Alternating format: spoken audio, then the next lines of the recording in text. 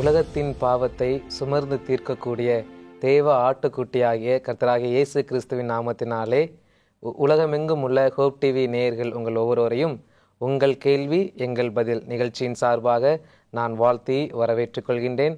இந்த நிகழ்ச்சியை நமக்கு சிறப்பித்து தரத்தக்கதாக போதகர் சங்கர் ஜோஷுவா அவர்கள் நம்மளோடு இருக்கிறார்கள்.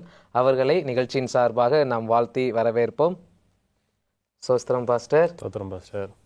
தேவனுடைய கிருபையினால கடந்த நாட்களில் வேதத்தினுடைய கேள்விகளை நம்ம என்ன செய்தோம், வேதத்தில் இருந்து நல்ல ஒரு பதில்களை நாம் என்ன செய்தோம், கற்றுக்கொண்டு வந்தோம் பாஸ்டர்.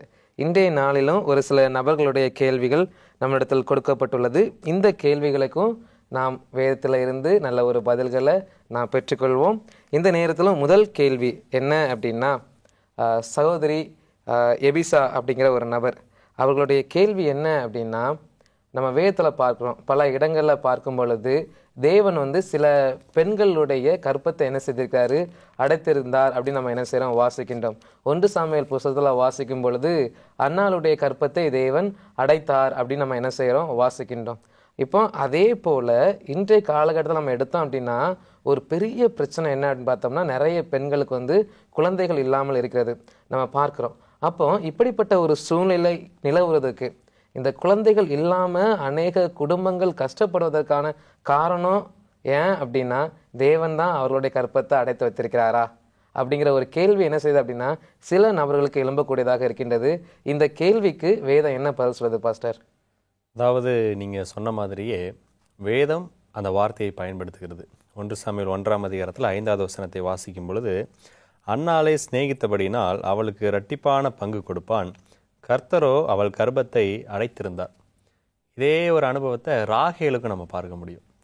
லேயாளை வெறுத்து ராகேலை யாக்கோபு அதிகமாக நேசித்ததினாலே லேயாளுக்கு ஆண்டவர் வரிசையாக பிள்ளைகளை கொடுப்பார். ஆனால் ராகேலுக்கோ ஆண்டவர் என்ன பண்ணலன்னு சொன்னால் பிள்ளையை கொடுக்கவில்லை. இதே மாதிரி நம்ம ஒரு சில எடுத்துக்காட்டுகளை பார்க்குறோம். கர்த்தர் அவளுடைய கர்ப்பத்தை அடைத்தார் அப்படின்னா தேவன் அவங்களுக்கு பிள்ளை பாக்கியம் வேண்டாம் என்று தடுத்தார் அப்படின்ற பொருள்படக்கூடிய எண்ணத்தில் நம்ம வாசிக்கிறோம். சில நேரங்களிலே நாம் புரிந்து கொள்வதற்கு சற்று கடினமாகத்தான் இருக்கும். ஆண்டவர் இதுதான் நடக்கணும், இது நடக்கக்கூடாது அப்படின்ற ஒரு டோனில் செய்தார் அப்படின்னு வேதம் எழுதியிருக்கும்.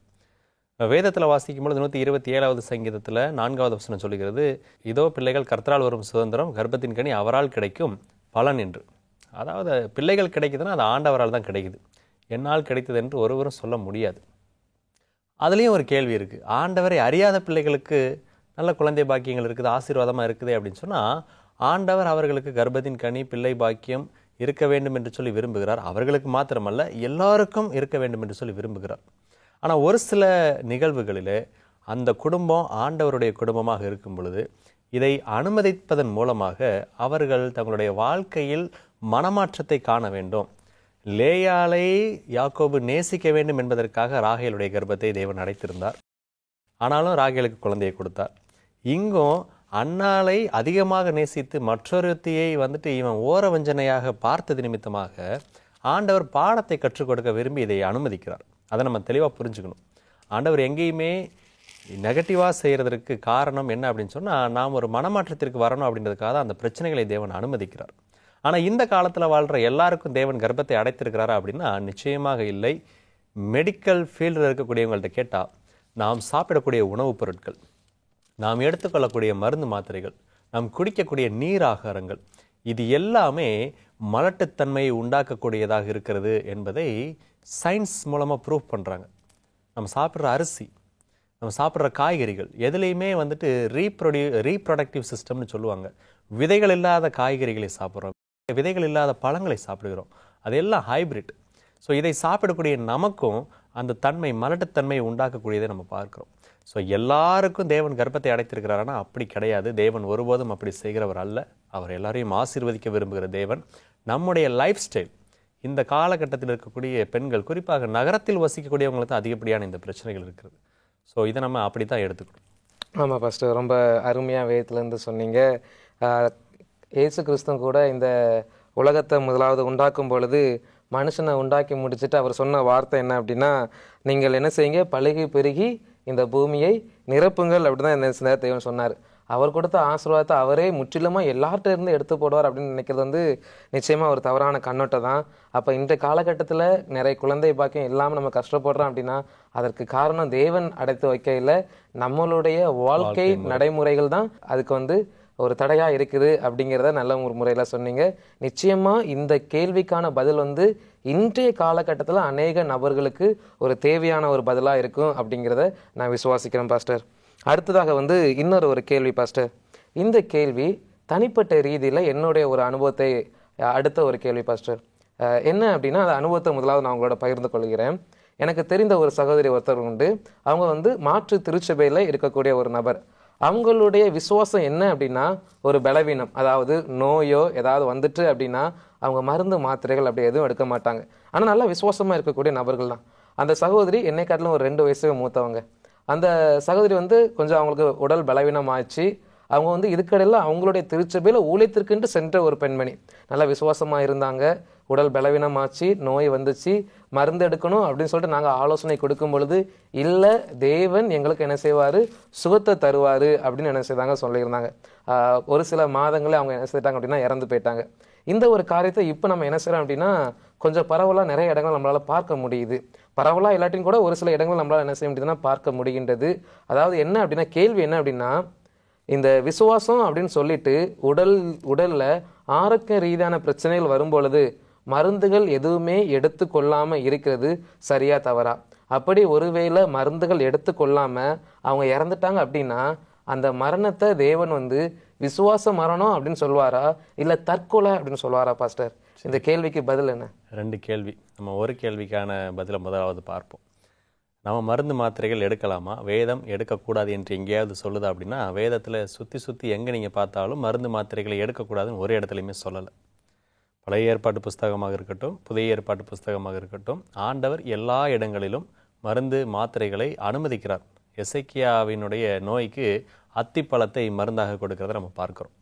இன்னும் புதிய ஏற்பாட்டு காலத்தில் வரும்போது தீமோத்தேயுவுக்கு பவுல் சொல்கிறார், நீ திராட்சை ரசத்தை உன்னுடைய வயிற்று பிரச்சனைக்காக குடித்து அதை சரி பண்ணிக்கொள்ள அப்படின்னு சொல்லி சொல்கிறத நம்ம பார்க்குறோம். நல்லா ஒரு அருமையான பதிலை சொல்லி கொண்டு இருக்கிறீங்க. இந்த கேள்விக்கான பதிலை தொடர்ச்சியாக ஒரு சிறிய இடைவேளைக்கு பிறகு மீண்டும் நாம் பார்க்கலாம் பாஸ்டர். அன்பான நேயர்களே, ஒரு சிறிய இடைவேளைக்கு பிறகு நாம் மீண்டும் சந்திப்போம்.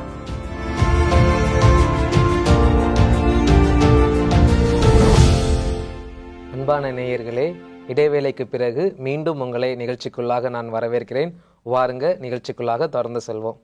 பாஸ்டர், நம்ம வேதத்தில் இருந்து நம்ம படித்து கொண்டு இருக்கின்றோம். உடலில் ஆரோக்கியம் ரீதியான பிரச்சனைகள் வந்தால் மருந்துகள் எடுத்துக்கொள்ளலாமா அப்படின்னு நம்ம கேள்வி கேட்டோம்.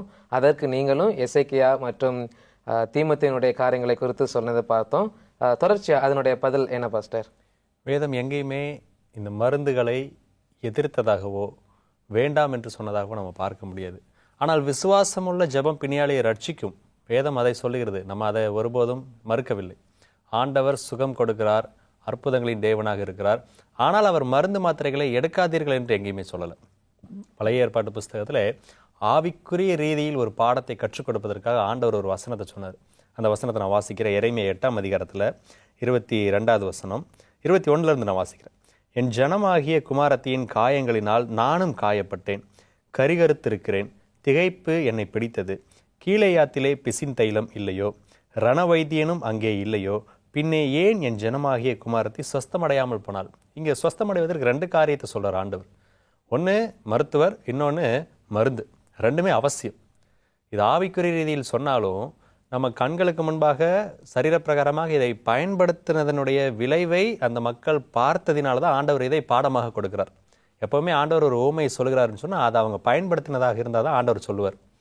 நீங்கள் விதையாக இருந்தாலும் சரி, கலையாக இருந்தாலும் சரி, அவங்க கண்களுக்கு முன்பாக அவங்க எதை பார்க்கிறார்களோ, எதை பயன்படுத்துகிறார்களோ அதில் தான் ஓமையை சொல்வார். இங்கேயும் ஓமையாகத்தான் சொல்கிறார். அப்போ மருந்து மாத்திரை பயன்படுத்தாதீங்கன்னு சொல்லலை. இன்னும் புதிய ஏற்பாட்டில் இயேசு கிறிஸ்து சொல்லும் பொழுது பிணியாளிக்கு வைத்தியன் வேண்டியதாக இருக்கிறதேன்னு சொல்கிறார். அப்போ நம்ம மருந்து மாத்திரைகளை எடுப்பது தவறு என்று வேதம் ஒருபோதும் சொல்லலை. நீங்கள் 2வது ஒரு கேள்வி கேட்டிருந்தீங்க. அப்படி ஒருவேளை அவங்க மருந்து மாத்திரைகளை எடுக்காமல் மரணத்தை சந்தித்தால் அது விசுவாச மரணமா அப்படின்ற கேள்வி கேட்டால் அதுக்கு பதில் எப்படி இருக்குன்னு சொன்னால், நாம் நம்மளுடைய முரட்டாட்டத்தினாலே சில காரியங்களை செஞ்சுட்டு ஆண்டவர் தான் இதுக்கு காரணம்னு சொன்னால் ஆண்டவர் எப்படி அதுக்கு பொறுப்பேற்பார்? கண்டிப்பாக. நிச்சயமாக நம்ம வந்துட்டு 2 விஷயங்களை தெளிவாக புரிஞ்சுக்கணும். ஒன்று, நம்மளுடைய விசுவாச வாழ்க்கையில் தேவனை மறுதலிக்கிற செயல்களை செய்யக்கூடாது. மறுதலிக்கிற செயல் மருந்து மாத்திரைகளை எடுப்பது அப்படின்னு வேதம் எங்கேயுமே சொல்லலை. 2வது, மறுதலிக்காத ஒரு செயலை நாம் செய்ய தவறிவிட்டு, இந்த மருந்து மாத்திரைகளை எடுக்க தவறிவிட்டு நான் மரணத்தை சந்திச்சேன்னா ஆண்டவருக்காக நான் மரித்தேன் என்று நம்ம யாரும் சொல்ல முடியாது. நிச்சயமாக நல்ல ஒரு பதிலை சொன்னீங்க. அந்த மருந்து மாத்திரைகள் அப்படின்னு சொல்லும் பொழுது பழைய ஏற்பாட்டு காலத்தில் வருவோமே, மருந்து மாத்திரைன்னு சொல்லும்போது இப்போ உள்ள அந்த மாற்றம் தான் கிடையாது. இயற்கை வைத்திய முறைகள் இருக்குது. அந்த இயற்கை வைத்திய முறைகளை உண்டு பண்ணி கொடுத்ததும் தேவன் தான். அதில் அந்த ஆரோக்கியத்திற்கு ஏதுவான காரியத்தை கடவுள் வச்சிருக்காரு அப்படின்னா, அந்த இலையிலையோ பழத்திலே கடவுள் வச்சிருக்காருன்னா நான் பயன்படுத்தணும் அப்படிங்கிற ஒரு நோக்கத்துக்காக தான் கடவுள் என்ன செய்திருக்காரு, அதை வச்சிருக்காரு. நம்ம இதுக்கு முன்னாடி ஒரு கேள்வியில் கூட படித்திருந்தோம். பரலோகத்தில் இருக்கக்கூடிய ஜீவ விருட்சத்தினுடைய இலைகள் ஆரோக்கியத்துக்கு ஏற்றதா என்ன செய்து காணப்படுது நம்ம படித்தோம். பரலோகத்திலேயே தேவன் என்ன செய்திருக்கார், வச்சிருக்கார் அப்படின்னா இந்த பூமியிலையும் நம்மளுடைய சரீரத்துக்கு இந்த ஆரோக்கியத்துக்கு அடுத்த காரியங்களை பயன்படுத்துவது மிகவும் அவசியம் அப்படின்னு நீங்கள் சொன்னீங்க. ஒருவேளை சொன்ன மாதிரி இங்கே மருந்து வேணான்றவங்க அங்கேயும் போய் எனக்கு அந்த இலை வேணான்னு சொல்லுவாங்கன்னு நினைக்கிறேன். அங்கே போகவே முடியாது இல்லையா பாஸ்டர்? போகிறதுக்கான வாய்ப்பை அவங்க என்ன செய்வாங்க, இழந்து போயிடுவாங்க. நிச்சயமாக நல்ல ஒரு பதில் பாஸ்டர். அடுத்ததாக இன்னொரு கேள்வி நமக்கு கேட்கப்பட்டிருக்கின்றது. இந்த வசனத்தை முதலாவது நான் வாசிக்கின்றேன். 1 கொரிந்தியர் 15வது அதிகாரம் வசனம் 29. மேலும் மரித்தோர் உயிர்த்தெழாவிட்டால் மரித்தவர்களுக்காக ஞானஸ்தானம் பெறுகிறவர்கள் என்ன செய்வார்கள்? மரித்தவர்களுக்காக ஏன் ஞானஸ்தானம் பெறுகிறார்கள்? பவுலோட எழுத்தை கொஞ்சம் வாசித்தாலே நல்லா இருக்கிற மனுஷனையும் கொஞ்சம் குழப்பி விட்டுரும். சத்தியத்தில் ஸ்ட்ராங்காக இருக்கிற மனுஷனையும் என்ன செஞ்சிடும், கொஞ்சம் குழப்பி விட்டுரும். ஆனால் தேவ ஆவினோட உதவியோடு படிக்கும்போது நிச்சயமாக அது ஒரு நல்ல ஒரு பதில் அது கொடுக்கக்கூடியதாக இருக்கும். இந்த கேள்விக்கும் பவுல் மரித்தவர்களுக்காக ஞானஸ்தானம் பெறுகிறவர்கள் அப்படின்னு என்ன சிலர் கேட்குறாங்க. இந்த கேள்வியை ஒரு சகோதரர் கேட்டிருந்தாரு. அவருக்கு உங்களுடைய பதில் என்ன பாஸ்டர், வேதத்தில் இருந்து? ஆக்சுவலாக மரித்தவர்களுக்காக நம்ம ஒன்றுமே செய்ய முடியாது. நம்ம ஏற்கனவே ஒரு பதில் பார்த்தோம். கல்லறை திருநாளை குறித்து நம்ம படிக்கும் பொழுது மரித்தவர்களுக்காக ஜெபம் பண்ணவே முடியாதுன்னு சொல்லும் பொழுது மரித்தவர்களுக்காக எப்படி ஞானஸ்நானம் எடுக்க முடியும்? சற்று கொஞ்சம் கடினமான ஒரு கேள்வியாக தெரியலாம். ஆனால் நம்ம அந்த வசனத்தை பார்ப்பதற்கு முன்பதாக நீங்கள் சொன்னீங்க இல்லையா, பவுலை குறித்து சொன்ன அந்த ஒரு வசனத்தை நான் வாசிக்க ஆசைப்படுகிறேன். 2 பேதுரு 3ஆம் அதிகாரத்தில் 15வது வசனத்தை வாசிக்கிறேன். மேலும் நம்முடைய கர்த்தரின் நீடிய பொறுமையை ரட்சிப்பென்று எண்ணுங்கள். நமக்கு பிரியமான சகோதரனாகிய பவுலும் தனக்கு அருளப்பட்ட ஞானத்தினாலே இப்படியே உங்களுக்கு எழுதியிருக்கிறான். எல்லா நிருபங்களிலும் இவைகளை குறித்து பேசியிருக்கிறான். அவன் சொன்னவைகளில் சில காரியங்கள் அறிகிறதற்கு அரிதா இருக்கிறது. கல்லாதவர்களும் உறுதி இல்லாதவர்களும் மற்ற வேத வாக்கியங்களை புரட்டுகிறது போல தங்களுக்கு கேடு வரத்தக்கதாக இவைகளையும் புரட்டுகிறார்கள். அப்போது நம்ம கொஞ்சம் மேலே இருக்கக்கூடிய வசனங்கள், கீழே இருக்கக்கூடிய வசனங்கள், பவுல் ஏன் இதை எழுதுகிறார், எந்த பின்னணியில் எழுதுகிறார் அப்படின்னு சொல்லி படித்தோன்னு சொன்னால் நம்ம அதை தவறாக புரிந்து கொள்ள மாட்டோம்.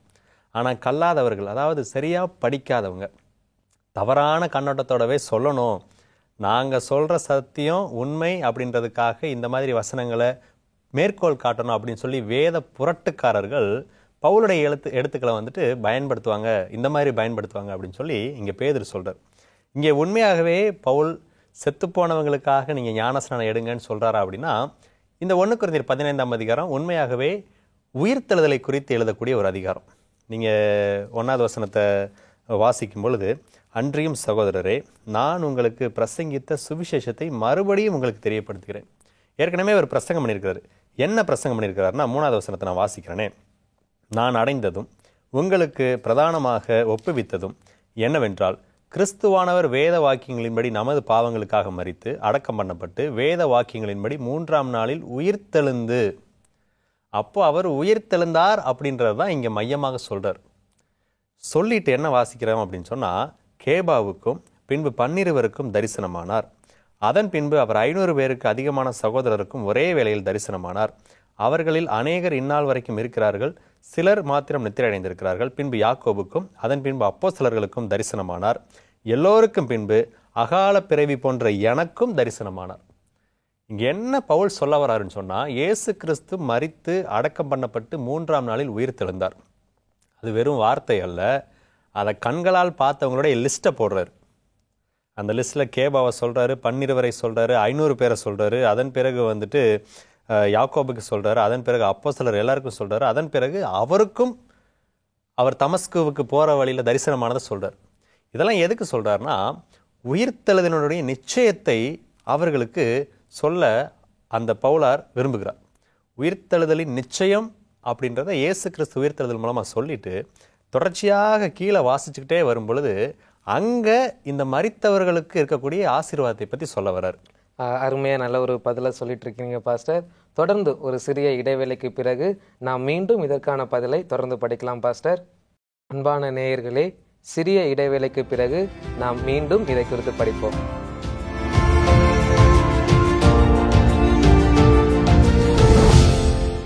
அன்பான நேயர்களே, இடைவேளைக்கு பிறகு மீண்டும் உங்களை வரவேற்கிறேன். வாருங்க, நிகழ்ச்சிக்குள்ளே தொடர்ந்து செல்லலாம். பாஸ்டர், நம்ம மரித்தவர்களுக்காக ஞானஸ்தானம் பெறுகிறதை குறித்து நம்ம என்ன செய்தோம், படிச்சுட்டு இருக்கிறோம். பவுலுடைய எழுத்துகள் எந்த கண்ணோட்டத்தில் அவர் முதலாவது இதை எழுதினாரு அப்படிங்கிறத குறித்து இவ்வளோ நேரம் சொன்னீங்க. தொடர்ச்சியாக இதை குறித்து நீங்கள் வேதத்திலேருந்து சொல்லுங்கள் பாஸ்டர். ஆமாம், அவர் இயேசு கிறிஸ்துவனுடைய உயிர்த்தெழுதலின் நிச்சயத்தை இங்கே சொல்ல விரும்புகிறார். ஏன் சொல்ல விரும்புகிறார்னா, இங்கே இருக்கிற ஜனங்களுக்கு வேறொரு சுவிசேஷத்தை சொல்லியிருக்கிறாங்க. அதனால தான் அவர் மீண்டும் நான் சொன்னதை உங்களுக்கு சொல்ல வரேன்னு அவர் திரும்ப சொல்கிறார். என்ன சொன்னாங்கன்னா, உயிர்த்தெழுதலை பற்றின தவறான எண்ணங்களை அவங்க கொடுத்துட்டாங்க. இங்கே இருக்கிறவங்களுக்கு பவுல் என்ன சொல்லி முதலாவது சத்தியத்தை கொடுக்குறாருன்னு சொன்னால், இயேசு கிறிஸ்து மரித்து அடக்கம் பண்ணப்பட்டு 3ஆம் நாள் உயிர்த்தெழுந்தார், அவர்னாலே நமக்கு ரட்சிப்பு உண்டு, அவர்னாலே நம்ம மரித்தாலும் பிழைப்போம் என்கிறத தான் சொல்லியிருந்தார். இங்கே மீண்டும் அதையே தான் சொல்ல வருகிறார். ஏன் சொல்ல வர்றாருன்னு சொன்னால், ஆகையால் 11வது வசனம், நானாகிலும் அவர்களாகிலும் இப்படியே பிரசங்கித்து வருகிறோம், நீங்களும் இப்படியே விசுவாசித்திருக்கிறீர்கள்.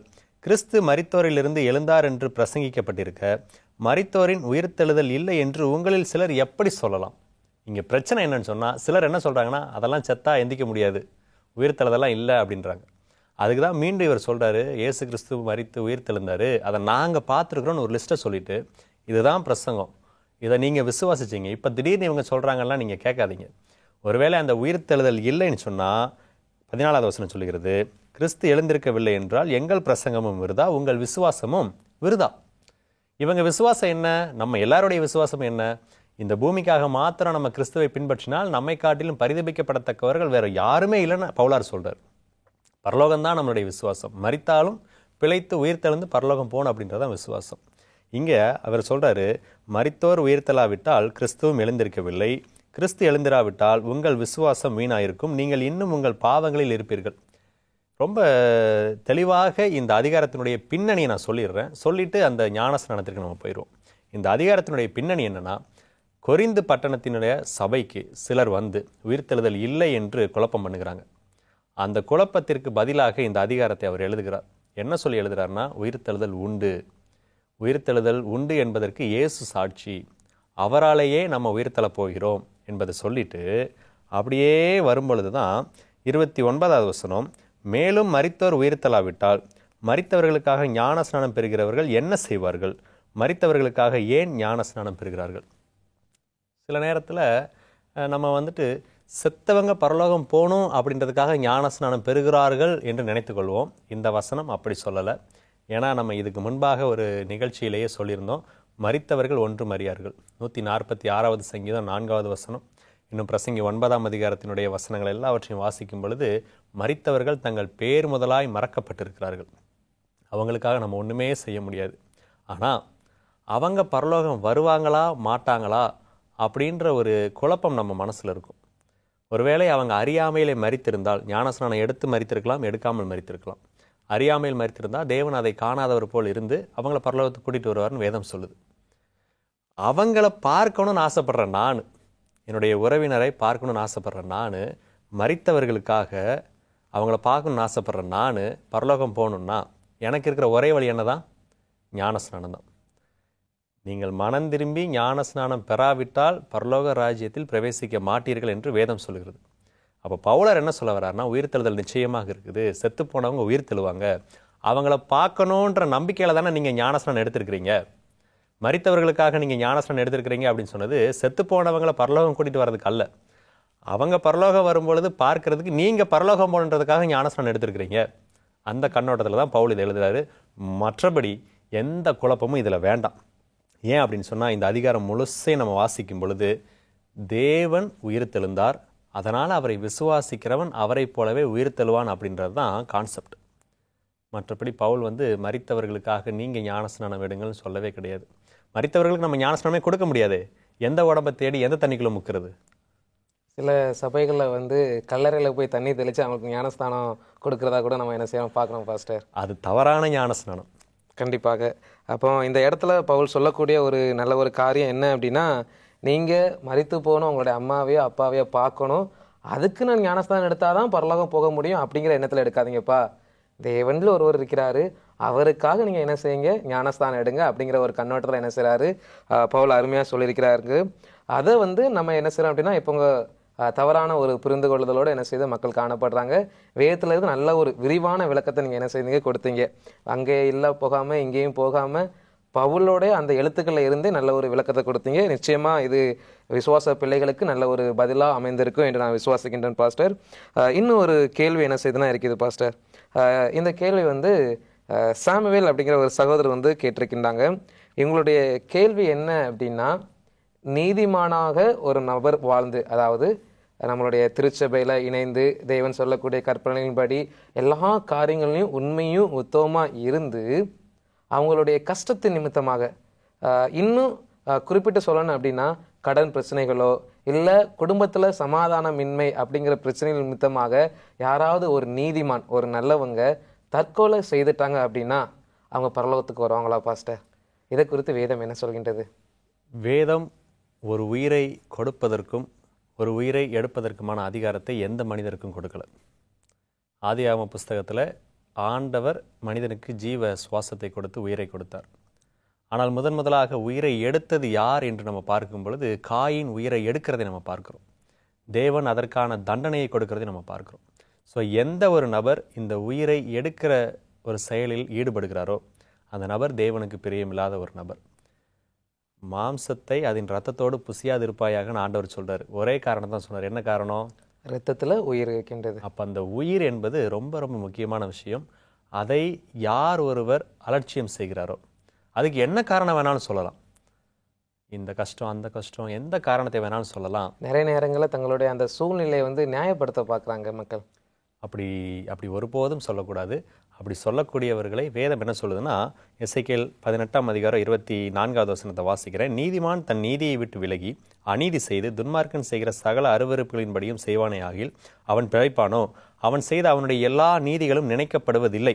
அவன் தான் செய்த துரோகத்திலேயும் அவன் செய்த தன் பாவத்திலேயும் சாவான். அதாவது அவ்வளோ நாள் நீதிமான வாழ்ந்தது முக்கியம் இல்லை. அந்த உயிரை எடுத்த சம்பவத்தில் ஆண்டவருக்கு துரோகியா மாறிட்டோமே, அதிலே அவன் சாவான் தான் வசனம் சொல்லுது. நிச்சயமாக அவங்க பரலோகம் வர வாய்ப்பில்லை. நல்ல ஒரு அருமையான பதிலை நீங்கள் வேதத்தில் இருந்து கொடுத்தீங்க பாஸ்டர். நிச்சயமாகவே நம்மளுடைய நாட்களில் நாம் கடைசி வரைக்கும் உண்மையாக இருந்துட்டு கடைசி நேரத்தில் தேவனுக்கு பிரியமில்லாத ஒரு காரியத்தை நம்ம செய்தோம் அப்படின்னா இதுவரைக்கும் நம்ம பட்ட பாடுகளும் கஷ்டத்துக்கான பதிலை பெற முடியாது என்பதை அழகாக வேதத்தில் இருந்து எடுத்து வருத்தீங்க. இந்த நிகழ்ச்சியின் சார்பாக நாங்கள் உங்களுக்கு நன்றிகளை தெரிவித்துக் கொள்கிறோம் பாஸ்டர். தேவன் உங்களுடைய ஊழியத்தை இன்னும் வெகுவாய் ஆசீர்வதிப்பாராக. அன்பான நேயர்களே, இந்த நிகழ்ச்சி உங்களுக்கு ஒரு ஆசீர்வாதமாக அமைந்திருக்கும் என்று நாங்கள் விசுவாசிக்கின்றோம். இன்னும் எங்களோடு இணைந்திருந்து இந்த வேதத்திலிருந்து கேட்கக்கூடிய கேள்விகளுக்கு நீங்கள் பதிலை பெற்றுக்கொள்ளுங்கள். தேவன் உங்களை ஆசீர்வதித்து உங்களை வழி நடத்துவாராக. ஆமென்.